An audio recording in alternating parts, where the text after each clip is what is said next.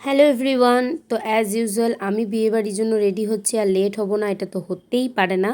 তো ঘরে তো আমি ওই জন্য ক্যামেরা অন করার টাইমই পাইনি, একদম রাস্তাতে হাঁটতে হাঁটতে ভাবলাম এভাবে আমার তো শ্যুট করাই হয়নি।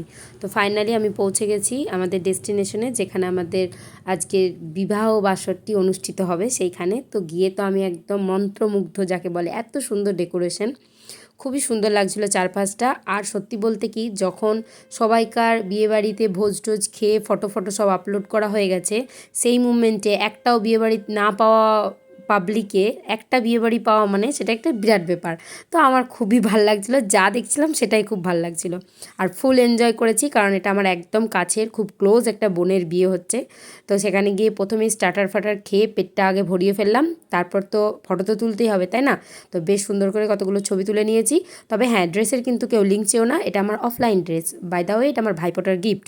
তো তারপরে আমরা চলে গেছিলাম খাবারের সেকশানে, মানে মেন আইটেমের আর কি, রাতের খাবার খাওয়ার জন্য। তো সেখানে খাওয়া দাওয়া কমপ্লিট করে নিয়ে নিচে এসে দেখলাম জাস্ট বউয়ের সাথে ছবি তোলার জন্য এখানে একটা রীতিমতো আমাদেরকে টিকিট কাউন্টার করে লাইন দিতে হবে সেরকম একটা পজিশন।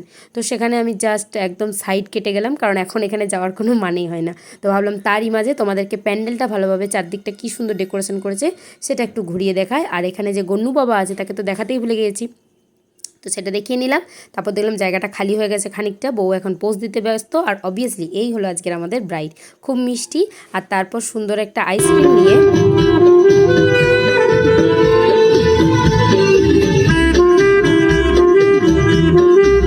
একটা দারুণ বাচ্চা মেয়ের সেক্সোফোনের একটা শো এনজয় করার পরে বাইরে এসে দেখি এরকম একটা অদ্ভুত রকমের বাজনা। সত্যি বলতে এরকম বাজনা আমি আগে কখনো দেখিনি, তবে শুনলাম যে দে আর ভেরি পপুলার, ওরা নাকি খুবই ভালো বাজায়, মানে এটাই ওদের টাইপ আর কি। তো যাই হোক, দেখতে তো ভালোই লাগছিল। তো এইসব দেখে বরের সাথে একটু দেখা টাকা করে তারপর চলে এলাম বাড়ি। Bye bye.